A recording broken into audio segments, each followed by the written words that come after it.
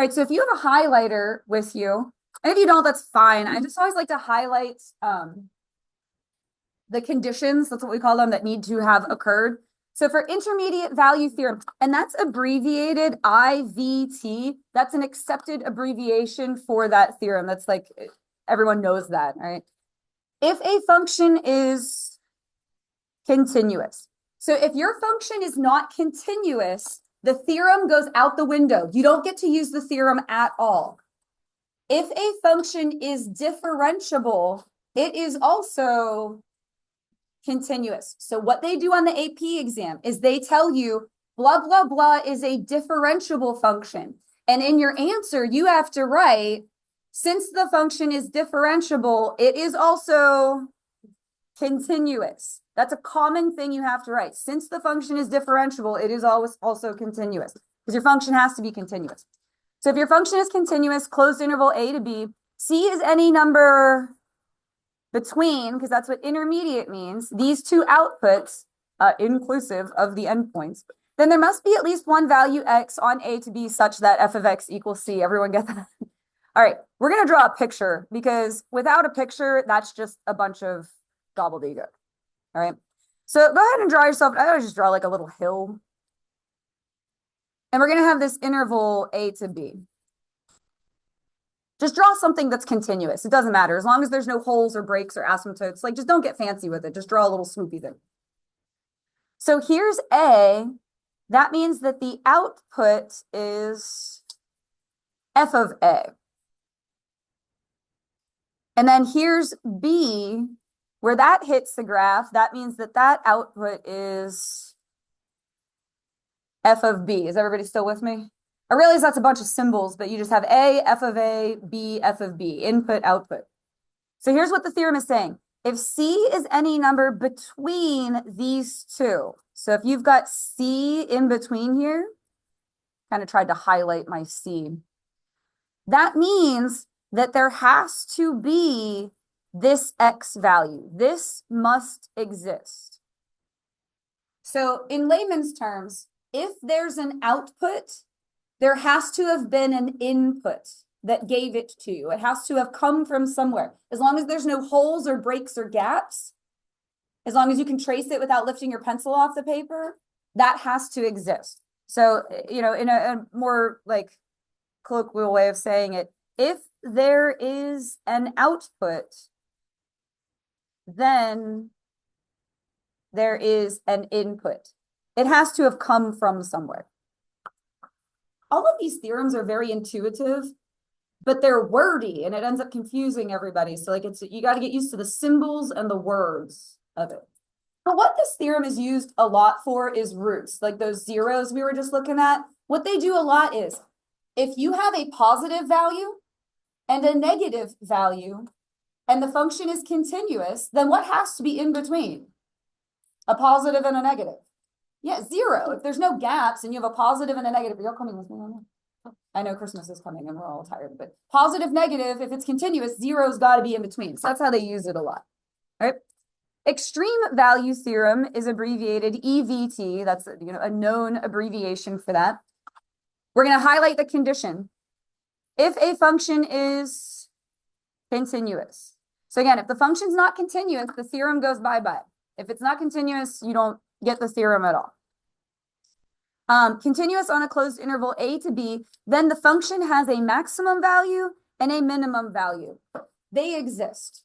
Okay, so in layman's terms, there is a maximum and a minimum. Thank you. In the interval or on the endpoints. Now, the question I usually get asked is, hey, Ms. Cole, what about a constant function?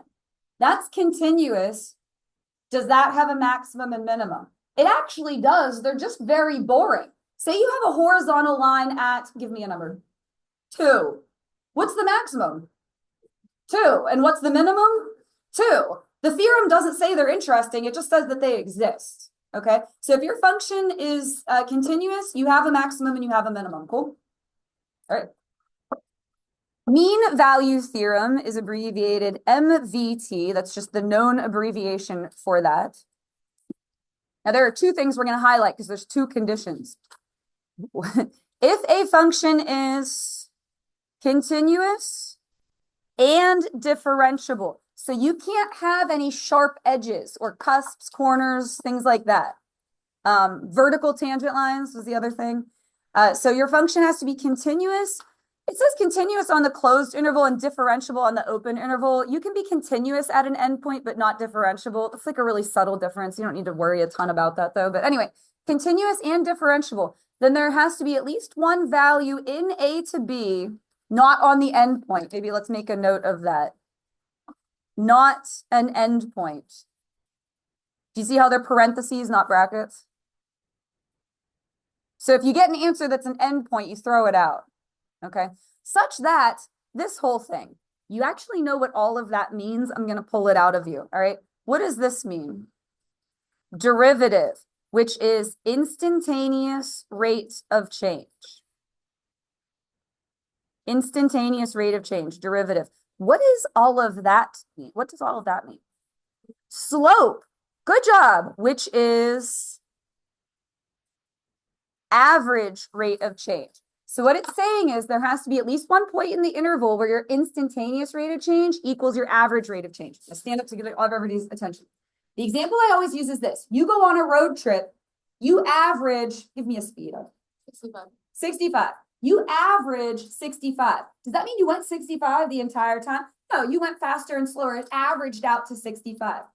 But if you averaged 65, it means at least one time you went 65. Do you see what I'm saying? Okay, I will draw you a picture for this one as well, if that will help you. If you feel like you understand it, fine. I'm not like really a great artist, but I'll attempt to do this one for you. Again, just like draw a swoopy kind of thing. If here's our interval A to B, make an attempt to have this, like, fix my graph a little bit. I need for it to not be horizontal. You'll see why in a second. Let me put B like right here. Put that a little higher up. All right, there's A and there's B. Good enough. Do you see how if I connect them, that's my average rate of change, that's my slope? So what this theorem is saying, at least once in that interval, you get a tangent line that has that exact same slope. So this one would probably be like right about there. Do you see how those are parallel? There, actually, I drew that pretty good.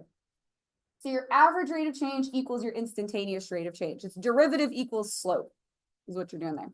They love that theorem. It's a really common one. It shows up a lot. Star next to that one.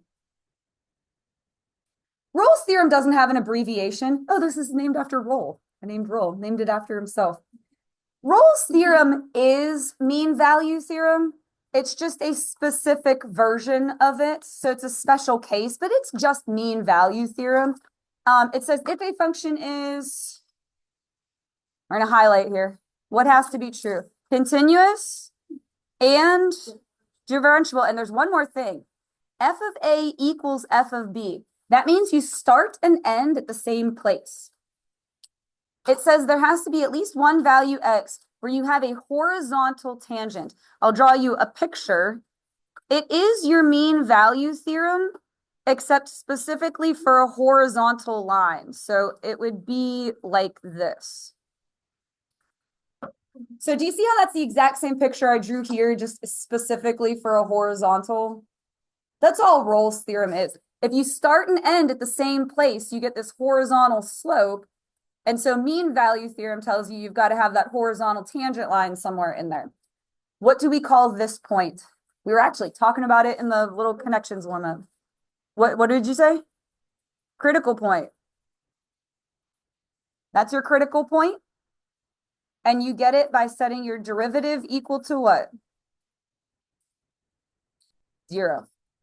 The other way you can think of that is particle motion. That would be when the particle is what?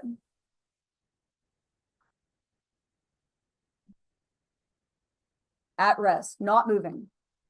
Particle is not moving. If you want to think of that as like velocity equals 0, it's like the particle went this way, stopped for a second, and then turned around and went this way. Cool. All right, those are your theorems. Let's go and apply them.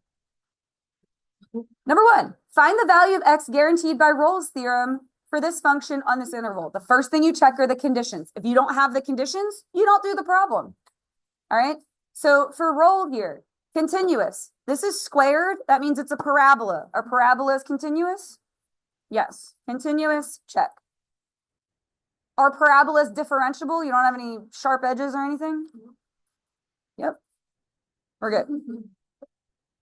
And then the other thing for Rolle is he was the one that had that horizontal line in there. You have to start and end at the same place. So we're going to plug in -1 and we're going to plug in +1. Those are the end points of our interval. And I don't care what they come out to. They could come out to 52,000. They won't. But they have to be the same. It doesn't matter what they come out to. They just have to be the same. Okay. So if you plug in -1 for x, what do you get? 0. And if you plug in 1, what do you get? See, I always say it doesn't matter what they come out to because that's a coincidence that they were both 0. They could have both been 9. It's just that they're the same. Do you understand what I'm saying? Okay. So the conditions are met. That means we do the problem. Okay, well, how do you do the problem? Rolle's theorem means you have a horizontal tangent. You're going to set the derivative equal to 0. Okay. So what is our derivative? -2x. We're going to set that equal to 0. And so what is x? 0. And then the last thing you do is you check, is your answer on the interval? Because if it's not, if it's outside of the interval, you just toss it out. So is 0 on this interval? Yep, that's your answer. So like multiple choice, it would be like 0, 1, -1, undefined. You know what I'm saying? Like they would give you. All right. Find the value of x guaranteed by mean value theorem for ln of x on 1 to e squared. So first thing you have to do is check the conditions. ln looks like this. It's e to the x on its side. You kind of just need to have that one in your back pocket as a visual. E to the x is a swoop. If you were with me in pre-calc, I always go like this. All right. Sound effects help you remember it. ln is just turned on its side. And then this is your point at 1, you have the point 1, 0, and then e squared. I don't know exactly what that is. Whatever 2.7 squared is, all right? But like over here. So is this portion of the graph continuous? Yes. Continuous, good. Is this portion of the graph differentiable? No sharp edges or anything? Yes. So the reason why your interval is so important is this graph continuous everywhere? No, there's an asymptote, but it is continuous on the interval that we're talking about. So that's why your interval is super important. So we get to do the problem. Yay! You're all excited. We met the conditions, continuous, differentiable. What does mean value theorem mean? It means instantaneous rate of change equals average rate of change. I usually find the slope first because that's a little bit more involved, and then I find the derivative, and then I set them equal, but you can do it in whatever order you want, all right? First, let's get our slope. We're going to plug in 1. We're going to plug in e squared, and we're going to do some algebra, slope the points. So what do you get if you plug in 1? ln of 1. I actually just went over it when I drew the graph. 0. ln of 1 is 0. You have that point 1, 0.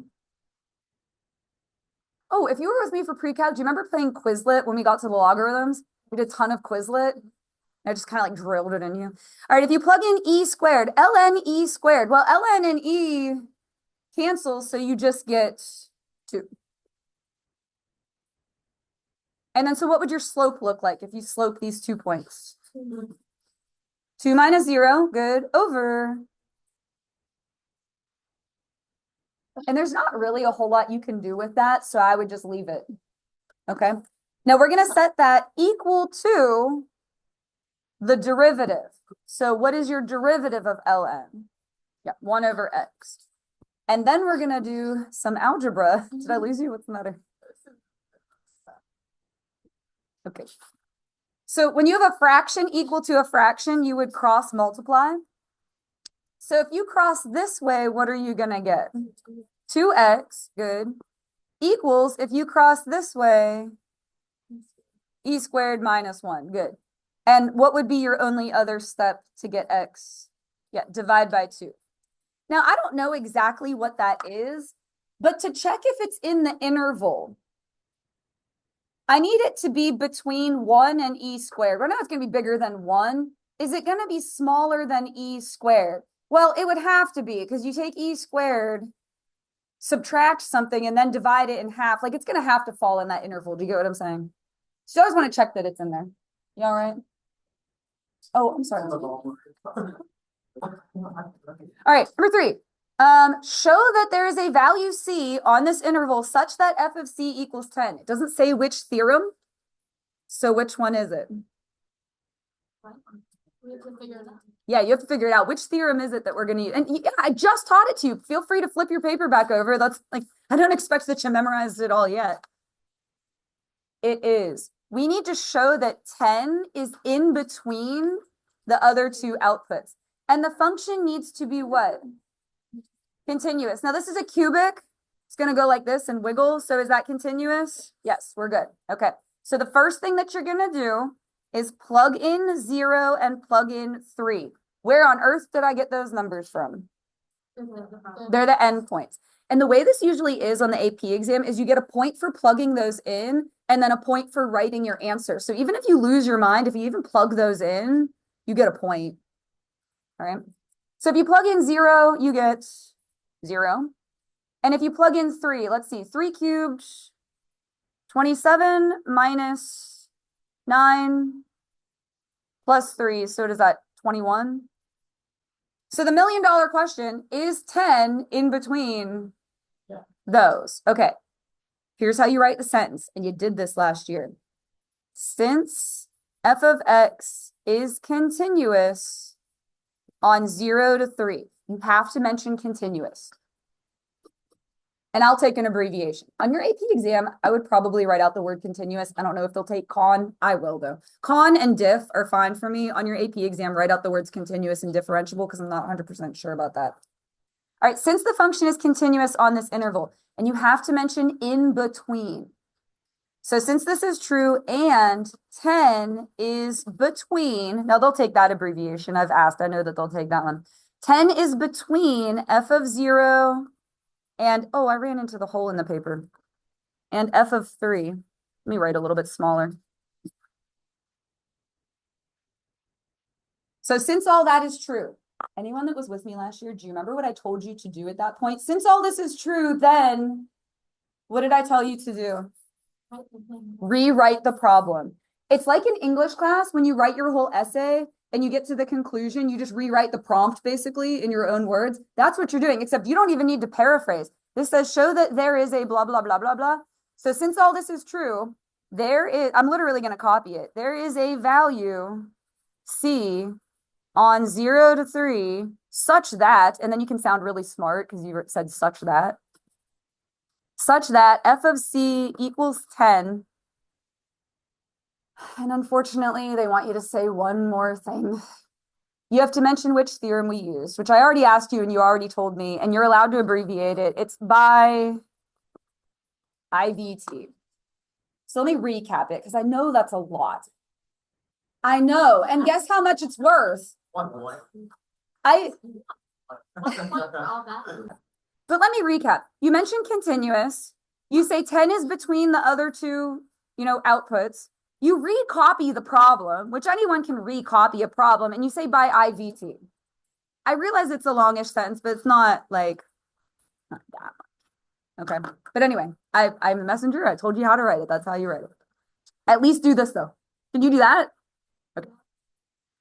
Number 4, find the value of x guaranteed by Rolle's theorem for this function on this interval. So what needs to be true? And yeah, you didn't memorize it yet. Flip your paper back over. What do we need for Rolle's theorem?